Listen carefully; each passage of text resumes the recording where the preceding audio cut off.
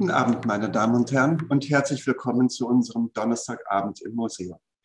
Wie bereits in der Einladung und wie auch auf unserer Homepage angekündigt, wird das heutige Gespräch in englischer Sprache stattfinden. Ich möchte aber nichtsdestotrotz kurz, bevor es wirklich losgeht, die Gelegenheit ergreifen, Ihnen, die Sie uns jetzt zuschauen, zu danken.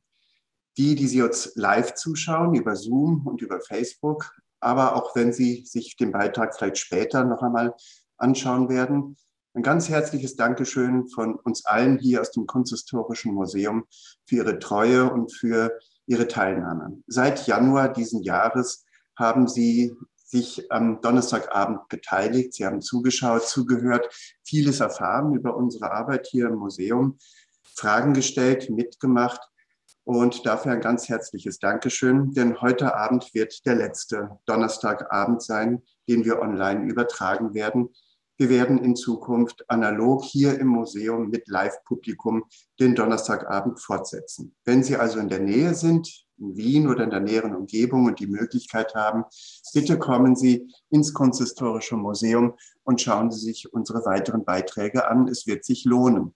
Zum Beispiel in der kommenden Woche werden wir ein Konzert haben mit dem Akkordeonisten Nikola Djoric.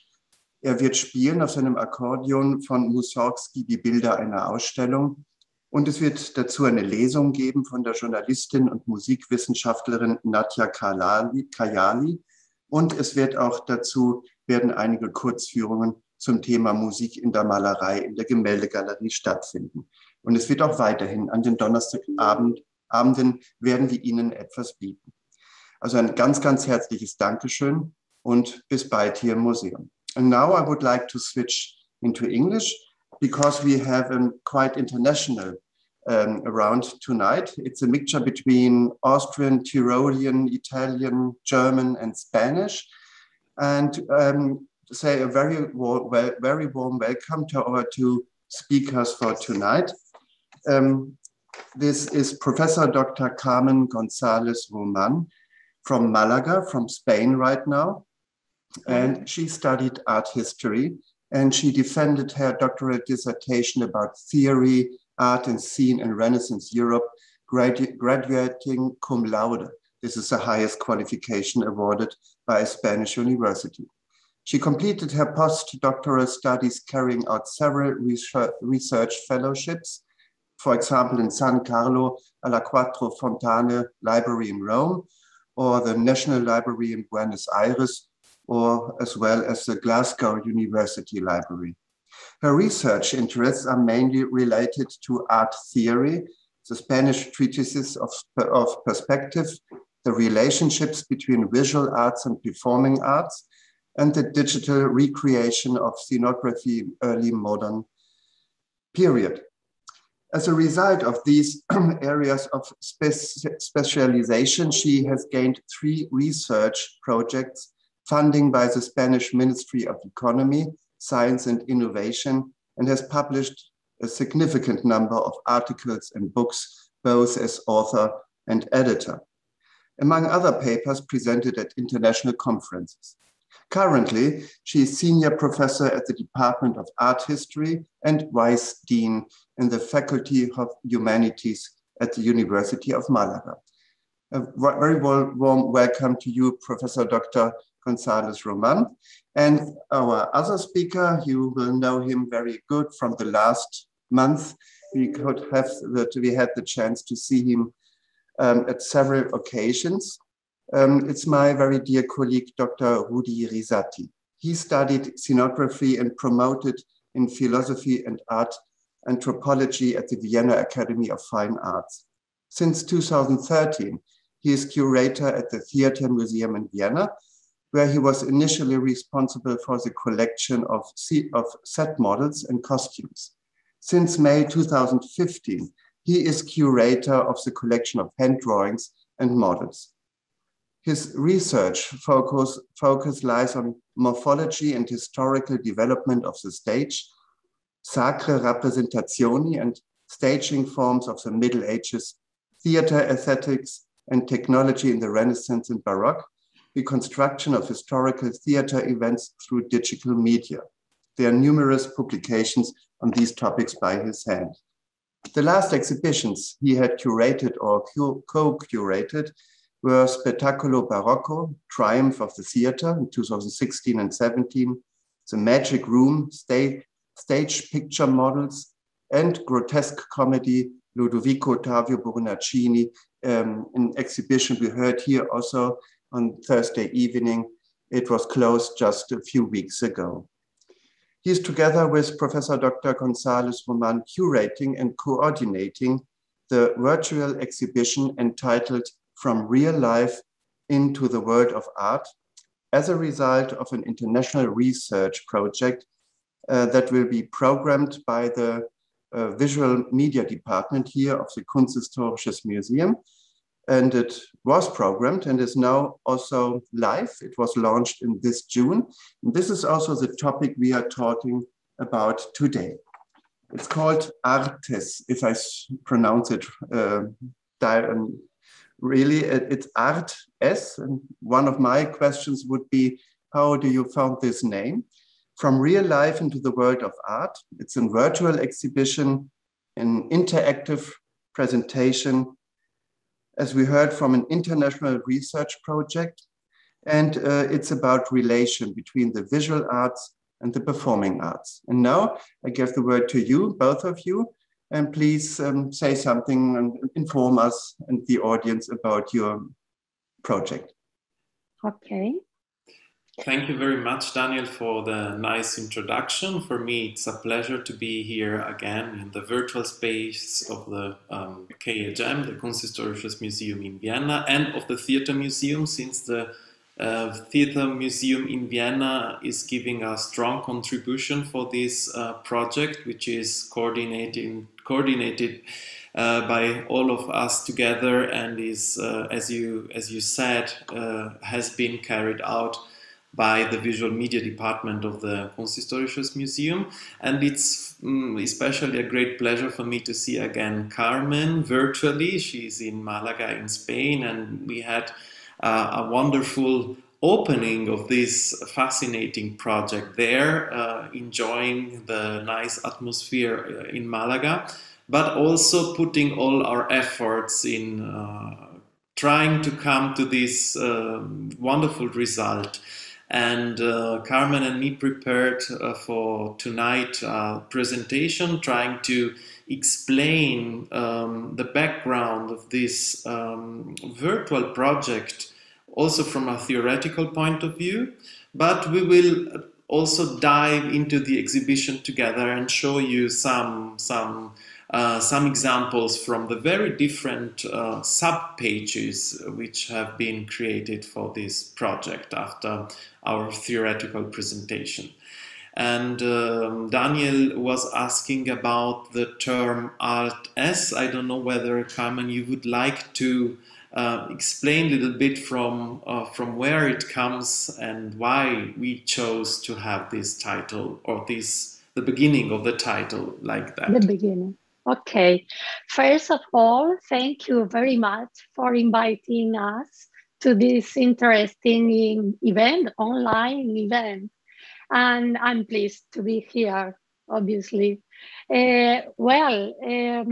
Yes, the name of this title, the initial title, I would say it's a mix of the name of the word in Spanish, art, arte, and escena, which means in English, scene. So it's a mix of art and scene. Artes in Spanish sounds very good, very well. I don't know exactly in English, but I think it's nice to, you can understand well the meaning when you follow reading the whole title.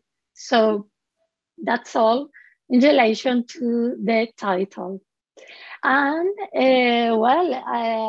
as Rudi has told, I would like to show you, if possible, a short PowerPoint presentation about the theory or the key concepts in relation to this international project, which obviously we are really, really proud of it. And this exhibition, this virtual exhibition, is a result, I would say, the main result of this international project. Okay, so this image is the one we use in the presentation of this virtual exhibition in Malaga, at the Center Pompidou, Malaga, this June. But we have to go back to the origins of this virtual exhibition. Here you can see a screenshot of our website, the website of this project. And this virtual exhibition we are explaining right now is the result of an international project, as Rudi and I have said, funded by the Spanish Ministry of Economy and Competitiveness. Right now, it has been renamed as Innovation and Science Ministry, something similar. The project started in 2016, and in 2019, before the pandemic, this is an important question. Before the pandemic, we began with the implementation of the different tools of this virtual exhibition. The research project is entitled, this is the Spanish version of our website, Appropriation and Hybridization between Visual and Performing Arts in the Early Modern Period. It covers two concepts. One of these is appropriation, and the other one, hybridization. These terms or these concepts have been analyzed, among others, important researchers by the historical and cultural historian Peter Berg. The idea of appropriation, according to Berg, has to do with processes of cultural exchanges or borrowing, with the consideration of culture of bricolage. Peter Berg, also uses the concept of hybridity to refer to this, as he considers that the essential task of cultural history is to show the connections between different aspects of culture. But the concepts of hybridization and appropriation can be understood as meetable in the field of cultural studies as traveling concepts. This is what she argues in one of her books of 2002. According to Ball, concepts travel between disciplines, between historical periods, or between dispersed academic communities, causing concepts to activate and interact. Our aim, therefore, has been to reflect the exchanges and borrowings between both artistic manifestations, visual and performing arts.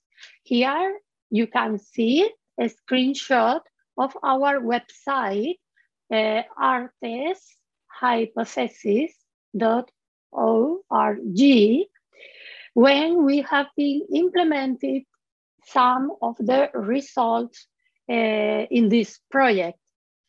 These exchanges between visual arts and performing arts are, as I said, the result of processes of hybridization or transit between life and art, understanding that the culture of the 16th to the 18th centuries are or contain a considerable number of artistic creations and are, in short, to paraphrase Peter Berg, the result of an artistic bricolage.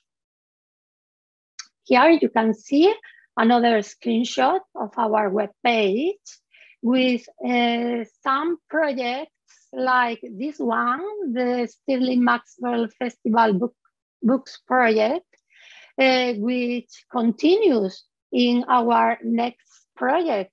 In the end, we will speak about this new project. The original idea for this virtual exhibition arose at an international seminar held at the University of Malaga in 2016, when the entire team of researchers from the ARTES project met for the first time.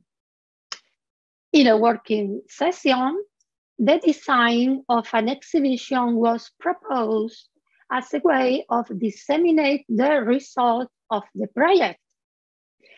However, given that the priority line of research revolves around ephemeral events in the early modern period, Dr. Rudi Risatti, here in the background, suggested the idea of implementing an exhibition in virtual multimedia format according to a model developed by the Ringkunsthalle or the Stabel Museum in Frankfurt as a digital mediation strategy, known as Digitorial.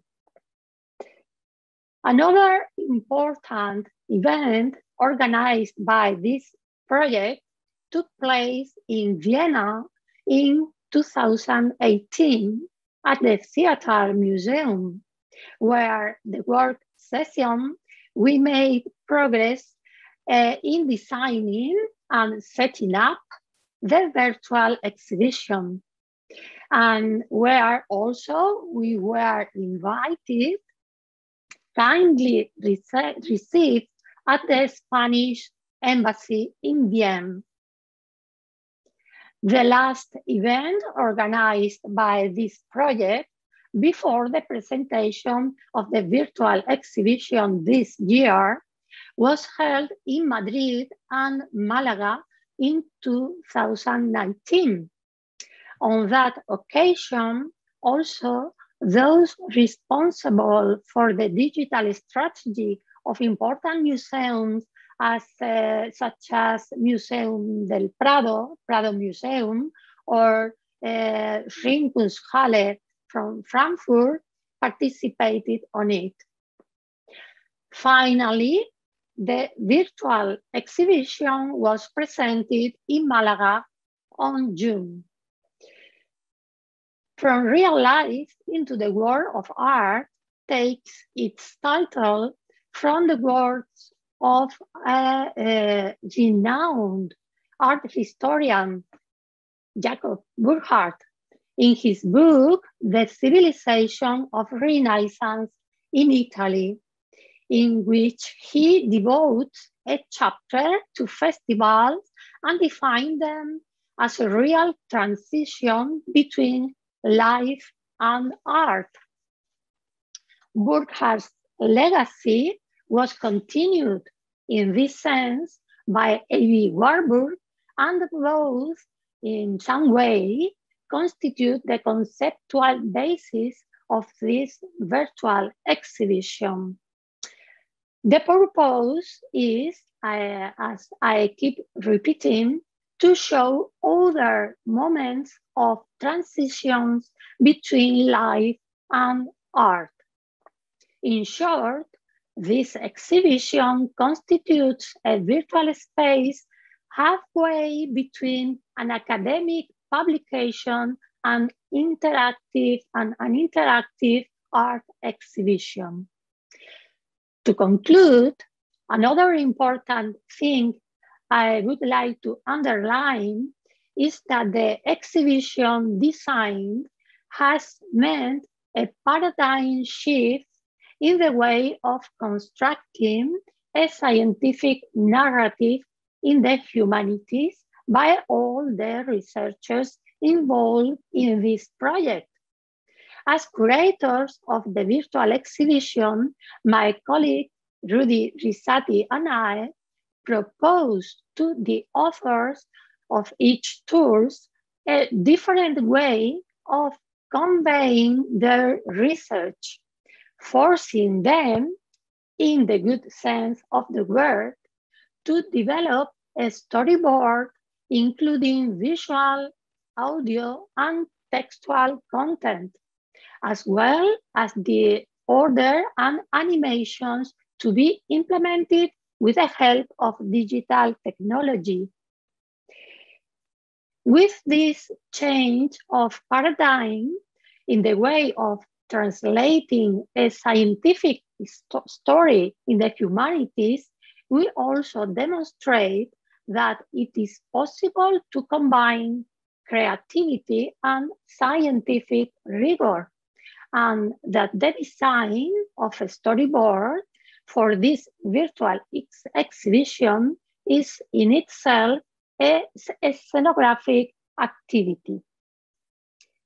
Yes, that's all, and this is the list with all the authors who have collaborated with us in this virtual exhibition. Thank you very much, Carmen. And indeed, we will present each and every participant to the project, showing a little bit their own sub-page. And I think that I will go on saying a few words about the theory behind the project, and then we will see the examples. I must say that it has been a wonderful adventure to create this virtual exhibition, and you saw how much time, how long, how many meetings, and how many efforts we had to work to create to arrive to this result.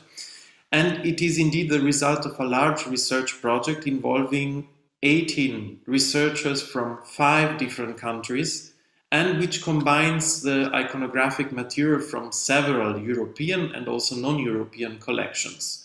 So if you have an idea how scholars work to create a publication, you will immediately understand which effort it's hidden behind the project. To begin, I would like to talk about the construction of the exhibition from a theoretical point of view. And as Carmen already mentioned, our virtual exhibition From Real Life into the World of Art focuses on the so-called hybridization, meaning on the transfer processes between visual and performative arts in the early modern period. In 2016, we started our project there in Malaga by discussing which presentation format would be the most appropriate when dealing with this extensive topic.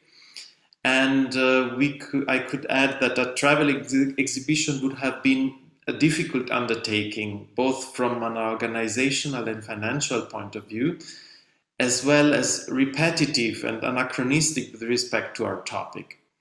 And we also didn't want to create only a so-called classical scientific publication, because this wouldn't have brought to light in the best possible way the research that we carried out in the recent years. But why? Because at the heart of our interests lies that particular field of art which deals with the ephemeral, ephemeral.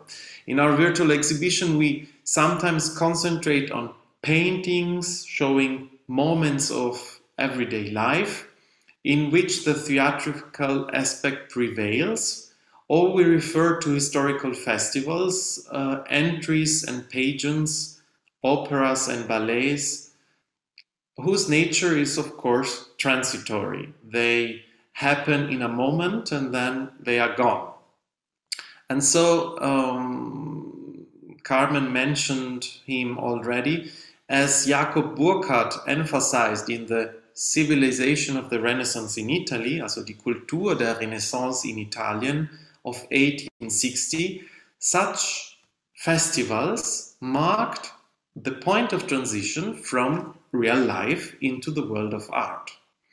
In this context, our attention is focused on the non-material object. In most cases, there is no exhibit.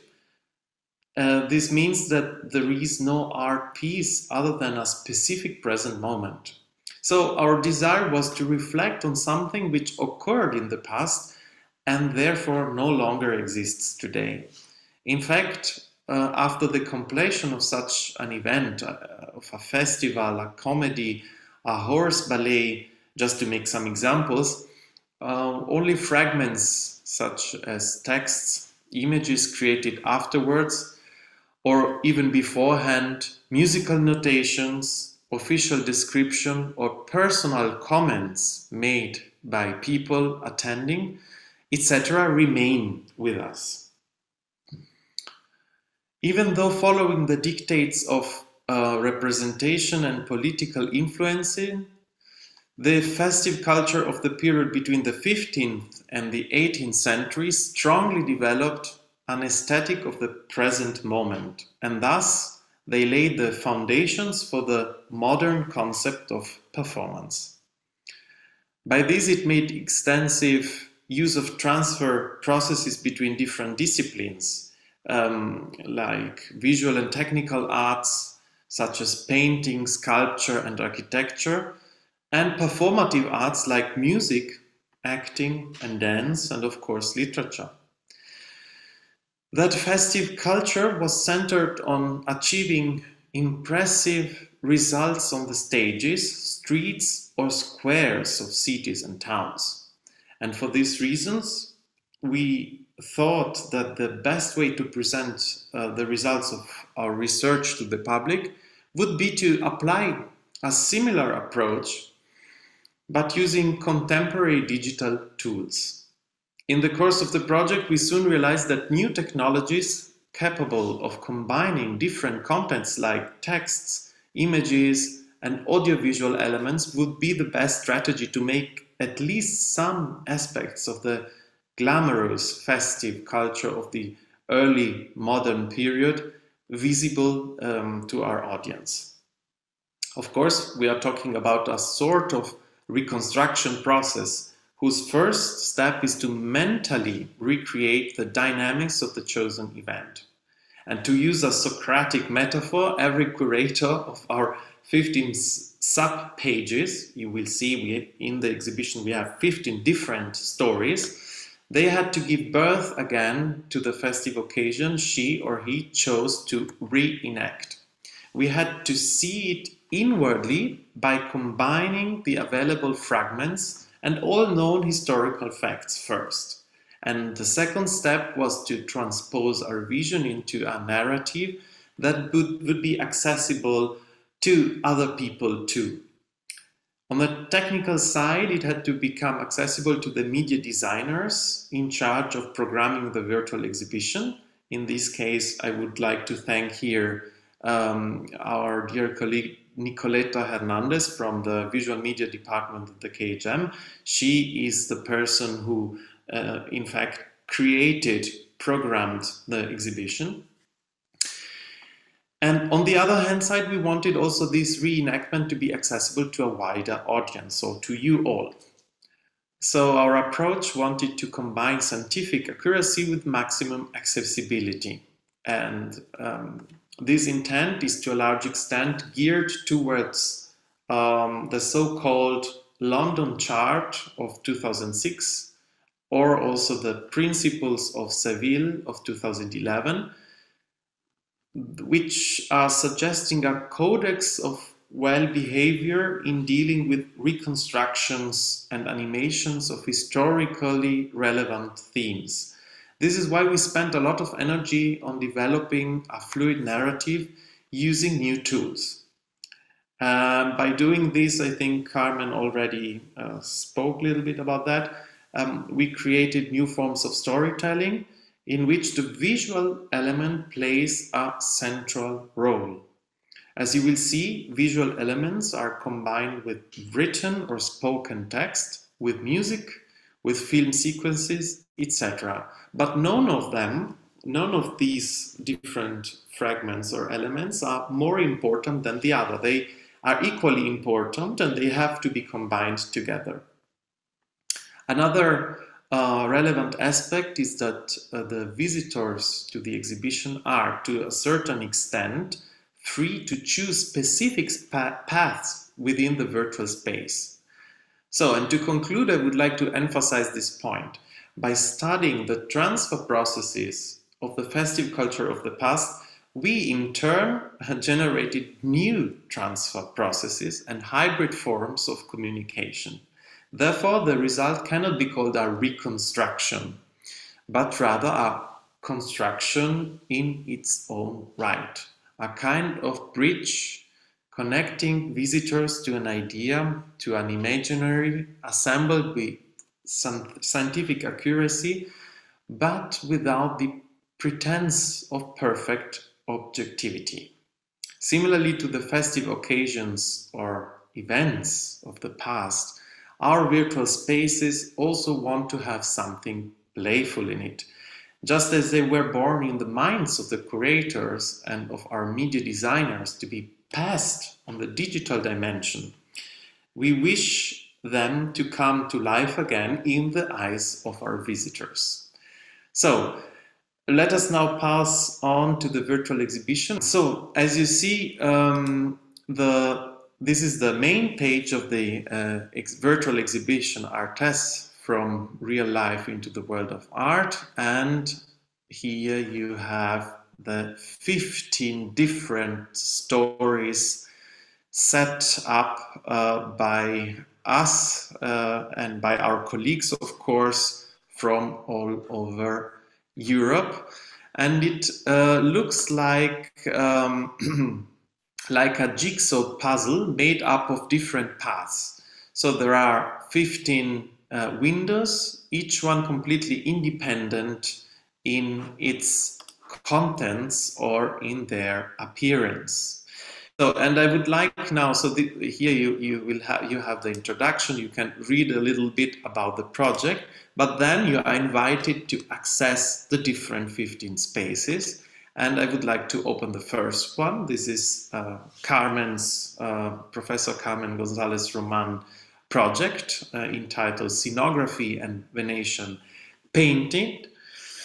And she created this page, which is investigating how studies on theatrical perspective, such as those of Sebastiano Serlio, influenced different painters of the Renaissance, especially Tintoretto.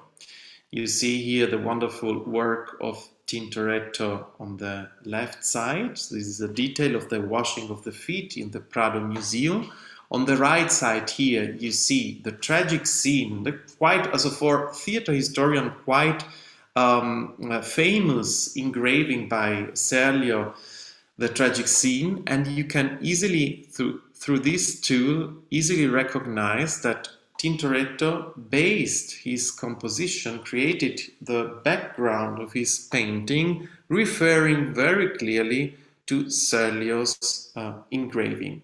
So there is a lot of information about this. You can choose different, you can press on different buttons to dive into some more detailed information, and then you have a lot of different examples, but by Tintoretto, and not only by Tintoretto, which are trying to explain this important exchange between scenography, scenographic studies, and paintings of the early modern period.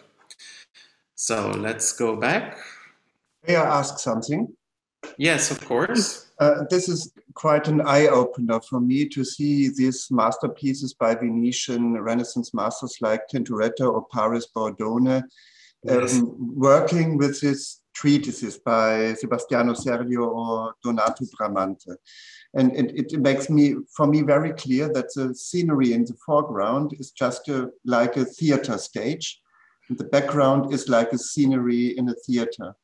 And is this something, Carmen, maybe you know it, is this something that Venetian painters really do a lot, or is this also found in the rest of Italy or Spanish painting or something? Okay, yes. I have studied initially Venetian painters, but in this in this virtual exhibition, I show also an example of El Greco, the Spanish painter El Greco, because he went to Venice and he learned from Tintoretto especially, but also Tiziano, etc.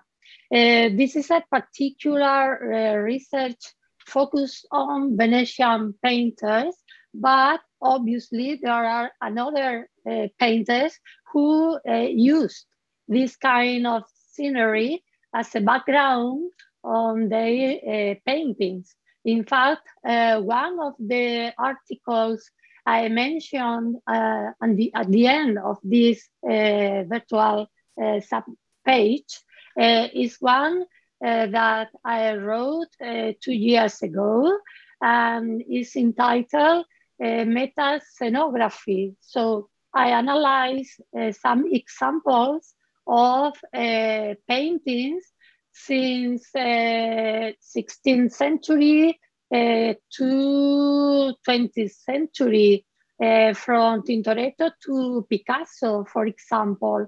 And there are a lot of painters who, in one way or another way, use this kind of background. Obviously, contemporary painters remake this kind of structures in a more simple way or abstract way. But yes, it's a kind of timeline which arrives till us. Thank you very much. As you see, at the end of each and every project, there is also the sources, and are selected by literature, by bibliography, and Carmen mentioned the publication, and there is also digital resources to link to other pages, which are also important. So let's go on. I think, Carmen, it's your turn. Yes. Yes, Rudi, Risatti, here you are. The contest between air and water, animated reconstruction of a Baroque horse ballet. Here, Rudi Risatti presents a short animated film reconstructing a magnificent ballet on horseback held in Vienna in 1667 on the occasion of the arrival of the Spanish Infanta Margarita Teresa at the imperial court of Leopold I. You can click on it and we can see. You want me to click? Well, we can, but it takes then around 9 minutes. But of course, you can click. It's in this case, the project is a video. In 9 minutes, it tries to explain the story of this horse ballet and how it happened and how it has been carried out, using all the different pictorial materials at our disposal. So we have different etchings and they have been combined together to reconstruct the event and to give an understanding for that. So you are invited to have a look of this video for yourself later if you want to see this. I think we shall go on because we have a lot of different projects to present. In her page, A Stroll Around El Prado in 17th Century Madrid, Scenery and Scenography of the Court, Concepción López Sosa Aparicio, presents a painting from an Austrian collection, to be precise, in the Hoch-Osterwitz Castle in Carinthia, showing, let me go to the painting. So this is the painting we are speaking about, and you have a chance to dive in and look into the details. And so her project, her page is showing many details from exactly this painting and many details of the bustling life on the Paseo del Prado at that time. So this painting from the early 17th century is showing exactly the pathway where on one side you have the Prado today, and which of course didn't look like today. If you go to Madrid, it looks very different. But it was important for the author to explain a little bit the development and which type of scenes you could see on the street, being in the Madrid of the 17th century. And there is many different examples, like a description of this music turret. It had been constructed to play music.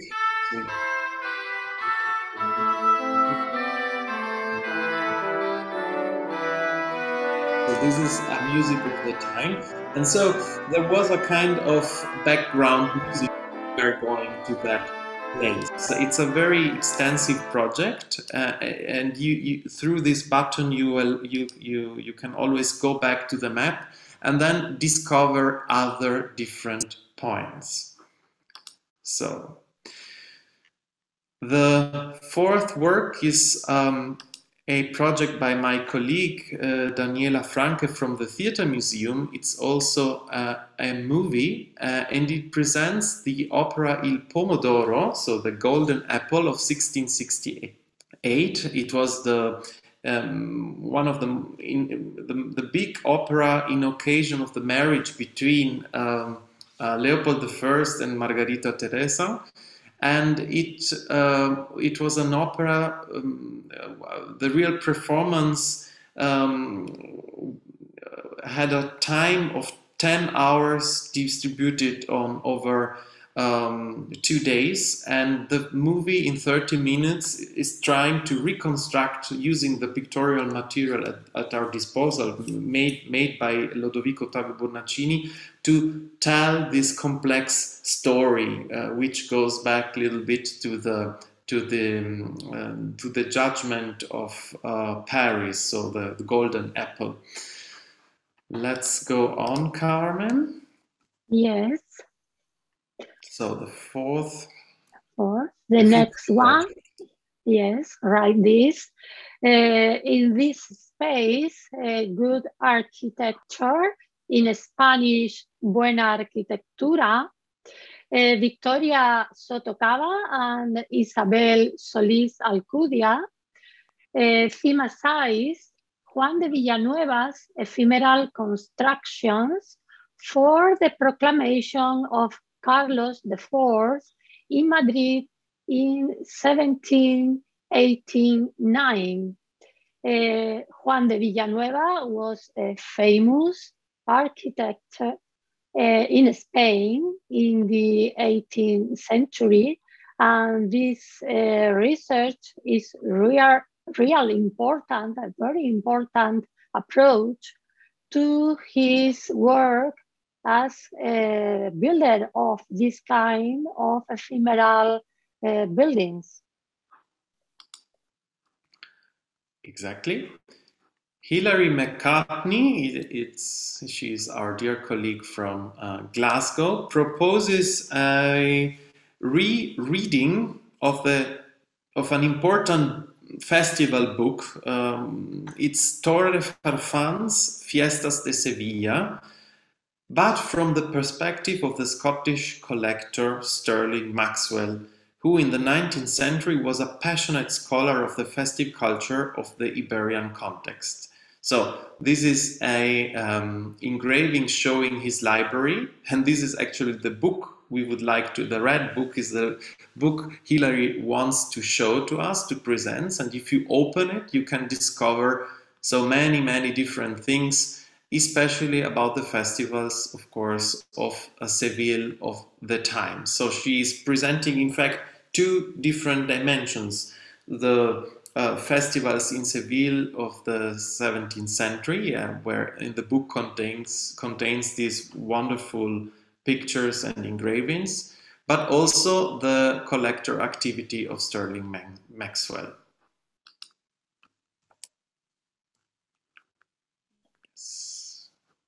Carmen?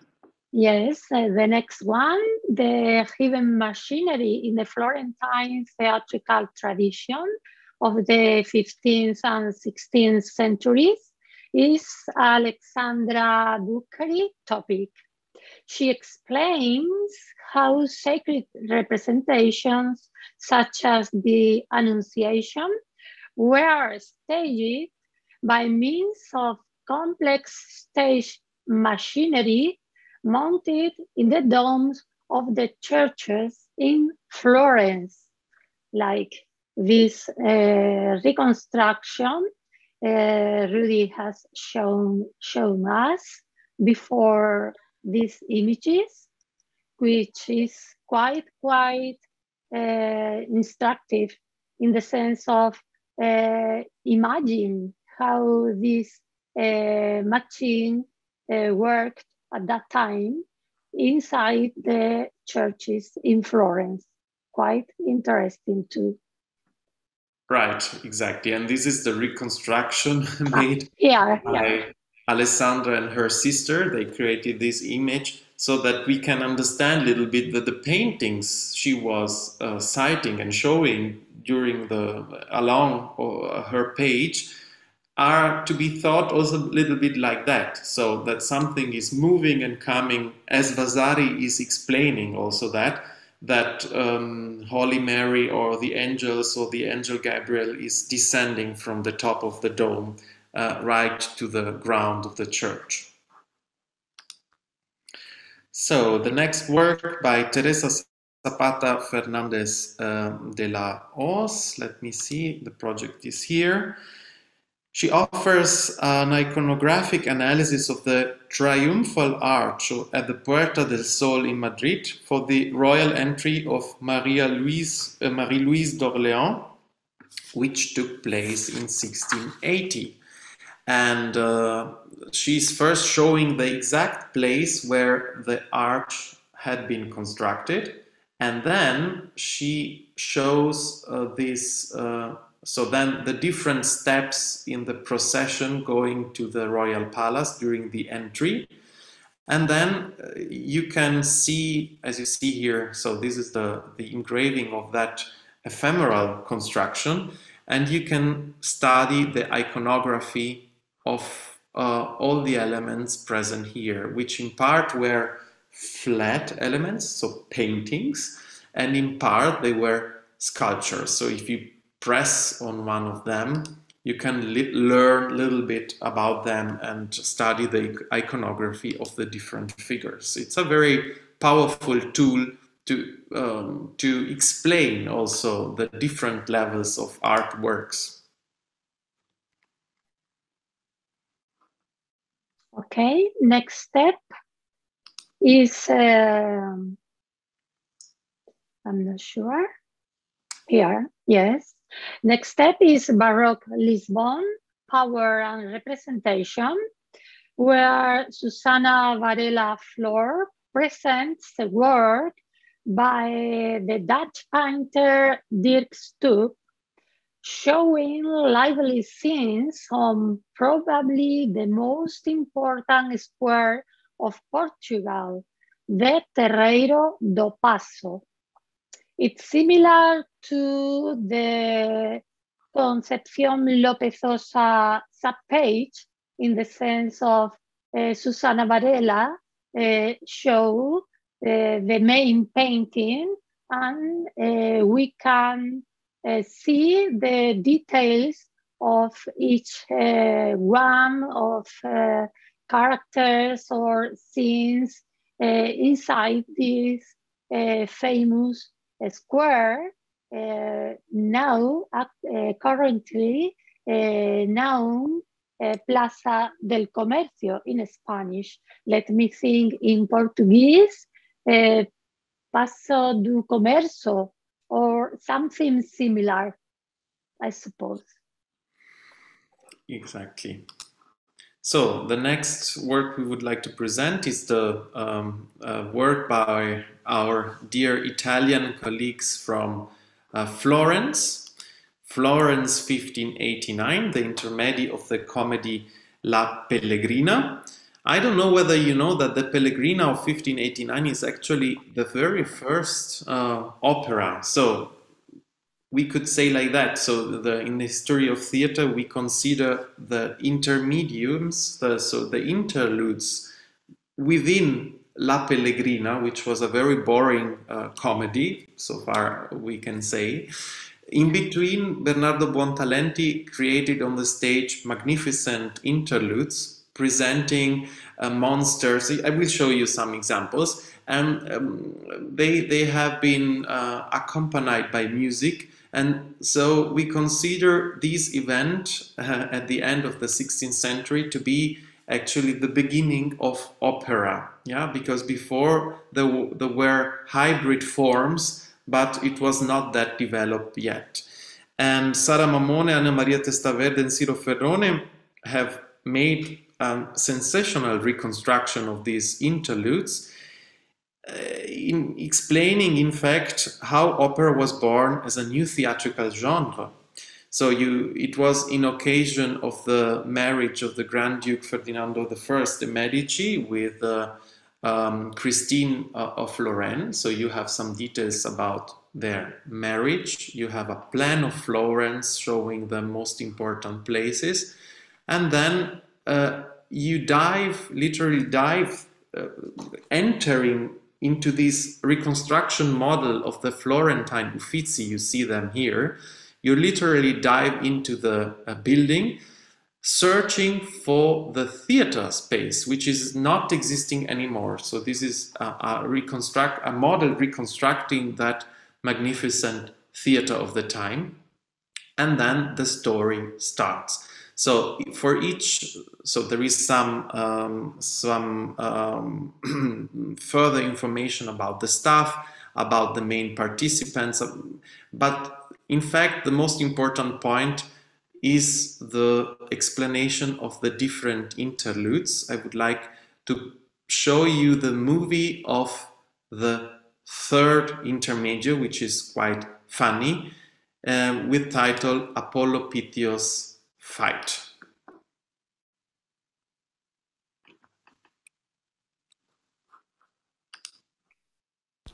Third intermedio, Apollo Pythios' Fight. The intermedio recalls the games of Delphi in honor of Apollo, slayer of the dragon that infested the island. The fight will be represented with a pantomime, dramatic dancing action.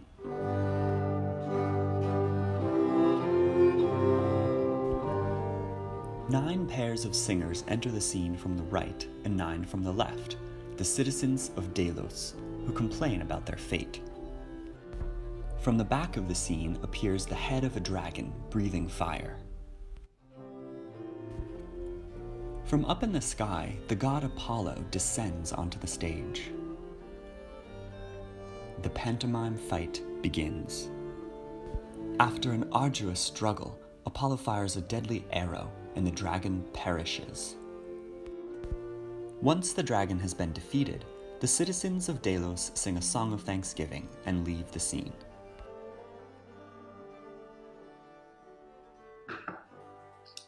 So this was just one example showing one of the different interludes. There, you have so much to discover, I would say.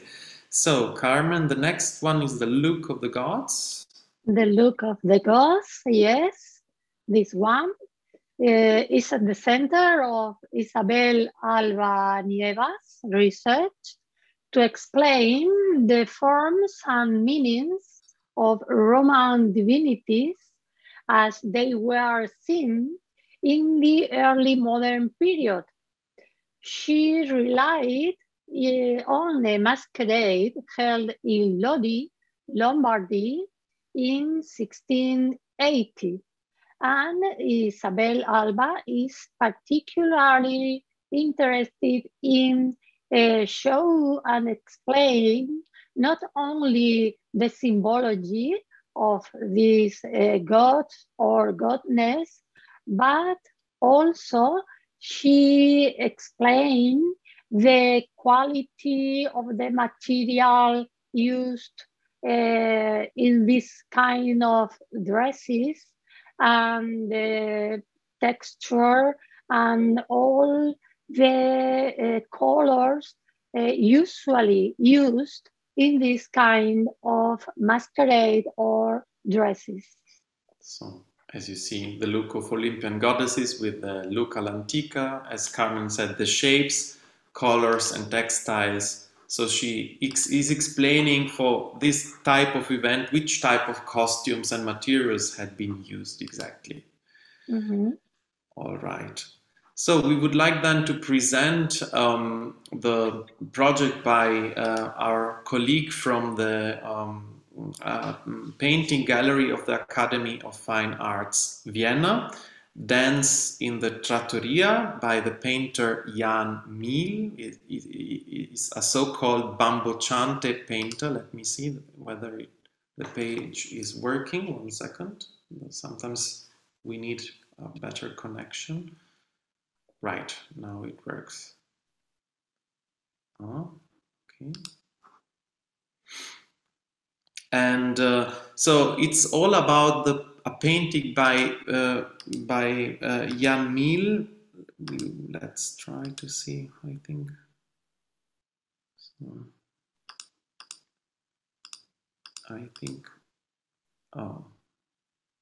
oh, okay. So this is the painting. Now my internet connection is not that good at the moment.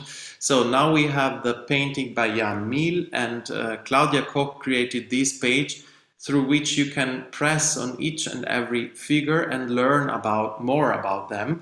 It's a painting which was exhibited also in the exhibition Grotesque Comedy Lodovico Ottavio Bornacini. Now it works perfectly. You can have an insight and learn more about the biography of Jan Miel or about mask festivals. And it's presenting a feast, a celebration of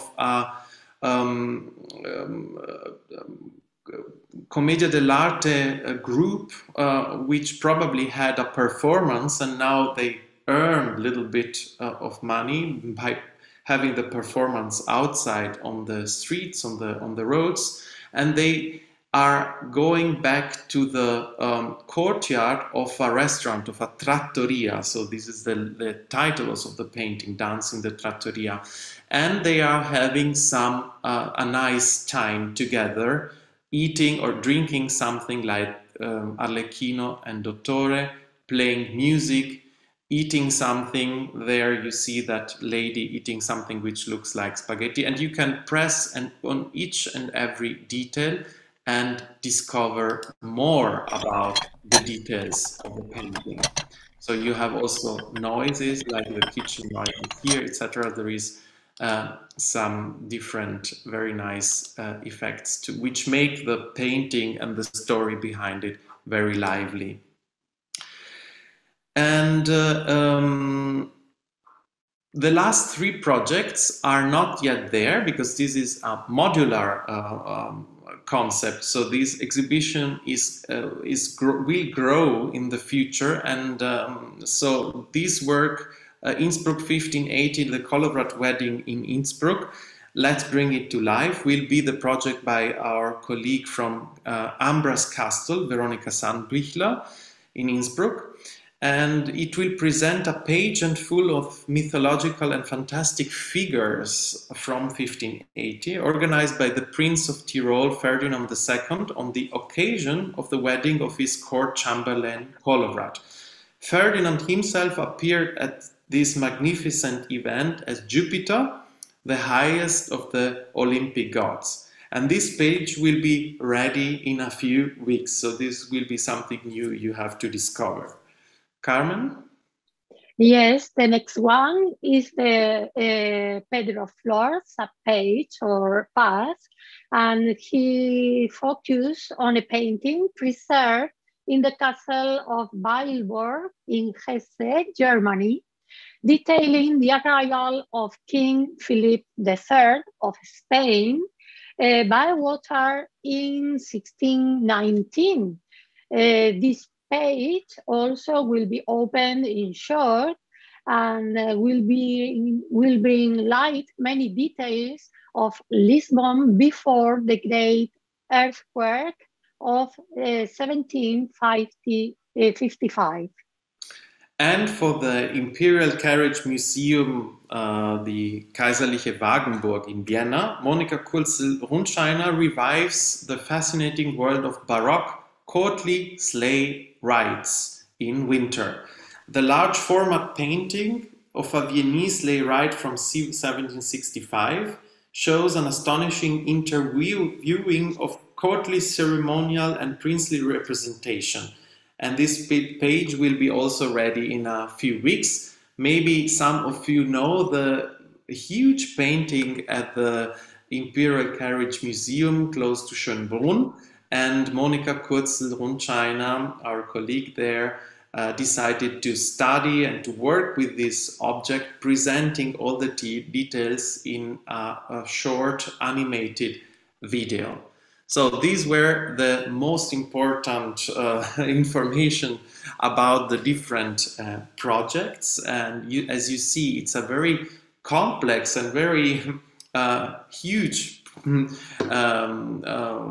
exhibition with different spaces and with a lot of contents, and you are invited to discover yourself this dimension. I think we worked very hard to find new way of storytelling, and as we said at the beginning, I don't know whether Daniel, you have any question till now, if there is any comment. Of course, the people from our audience are also invited to put questions if there is any. As I said, the exhibition will grow, so will expand in the next period. So we are working on three further steps, the three different new sub pages by the colleague in Ambras of the Imperial Carriage Museum and from Portugal in Lisbon.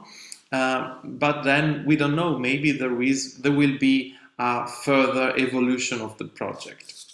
There are two questions, just for the two projects you two developed for the virtual exhibition.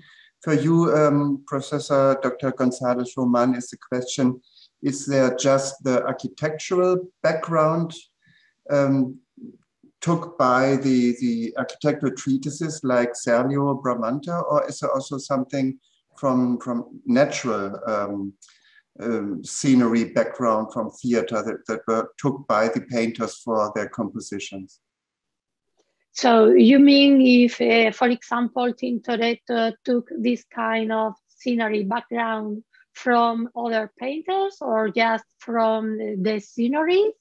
Or I'm not sure about your question. And we can see, for example, Paris Bordone or Tintoretto taking architectural details from Serlio, for example. Do they also work up? I think there should also be sceneries for theater just showing nature, a garden, a wood, or something like this. And is there also something in the Venetian paintings where we can find that Tintoretto or somebody else took natural details from theatrical sceneries? Okay, yes, I'm focused mainly in this kind of architectural scenery, but we can think about Serlio's treatise, when you can find also the satiric scene, when you can find a natural landscape. But this kind of architectural background, I would say, is a convention really useful for painters, who are interested in perspective. I initially started researching perspective treatise, and this way I arrived into this amazing issue, and I discovered that an important way of demonstrate the ability of painters in relation to perspective was using this kind of background. And also, we have to think about another important thing, that is, which is that most of these painters collaborated with authors for theaters. In fact, Serlio constructed an important scenery for the Hospital of Charity in Venice, and the relationship between Serlio, Tintoretto, and the poets in Venice at that moment was really strong. So the changes between them was very, very important to understand the development of this kind of sceneries. Thank you very much. So I think we all can learn a lot from this very great site and virtual exhibition. I can imagine how much work it was to construct it, and how much research is behind it. And other different to the ephemeral and lost things you are bringing back to life, like the ballets or the other things. This project will be last for a longer time. So there's no end for it. Am I right? Hopefully. Well, theoretically, there is no end. Whatever we did is available, is accessible to each and everyone from all over the world. So this is something nice, which connects people from all over, and scholars, but also people interested in knowing more about the specific theme. And I think an important point is also, if you are, for example, searching the Triumphal Arch of 1680 in Madrid, at the Porta del Sol, or the Horse Ballet of Vienna in Vienna 1667, or the Pomodoro, or Tintoretto and scenography, in Google or some other researching page, this exhibition will pop up. So this is the interesting thing also of the concept, that the different themes are you can find them also making some research on the web. The only thing there is, we never think about that in this period of digital projects, that these projects from the technical point of view have also a kind of expiry date. So like the point is that behind the effects you see, the images being animated, etc., there is a lot of programming, and this programming is evolving month from month, year to year in a very quick way, so that we are not sure whether in 5 years, so this is what our technician tell us, we are not very sure that whether in 5 years we will be able to maintain the page in this quality without doing any maintenance, you know. So for now, the exhibition will be open at least for 2 years, 2.5 years, probably longer if possible, and we will expand it. But nothing is forever. So we live in big changing technical times, so that's the reason why we need every 2 or 3 years new smartphones. Yes. Exactly. Thank you very much. And for your work, for your presentation. Thank you, Carmen. Thank you, Rudi. Thank you, everybody watching us. And for a special greeting also to a Spanish island, to Gran Canaria. I know there is a person looking every Thursday, but also to other areas of Europe, wherever you are, so in Austria, in Vienna. Thank you very much. At last, I would like to switch to German again und mich sehr herzlich bedanken noch einmal bei allen, die dabei waren. Ich habe Sie schon auf den nächsten Donnerstag aufmerksam gemacht, auf das Konzert Akkordeon und Lesung. Und ich darf Sie dazu noch mal herzlich einladen. Ich freue mich, wenn wir Sie alle live im Kunsthistorischen Museum sehen. Ich darf mich auch bedanken bei den Kolleginnen, die uns im Hintergrund betreut haben. Tina Madel, Tanja Stiegler und Patricia Gebel. Thank you to Malaga. Thank you to the Theater Museum here in Vienna. And to all of us, and hope to see you soon here in the museum. And we shouldn't forget that but on some Mondays, we have still online lectures held here from the museum. So we will not end our online performance. Look to our homepage and you will see that on some Mondays we invite you to follow our online lectures. Thank you very much. And Daniel, we also, from our side as curators of the event of tonight, thank you very much to you for the introduction. But I think maybe we can say it also from all the audience of the Donnerstagabend im Museum series. Thank you very much for conducting and organizing this wonderful event series. There is also a lot of work behind that. People can feel and see this, and I think it was wonderful to participate at this type of events organized by you. Thank you very much. Thank you very much. And hope to see you soon again, and bye-bye and good night. Thank you very much. Bye-bye. Goodbye. Bye.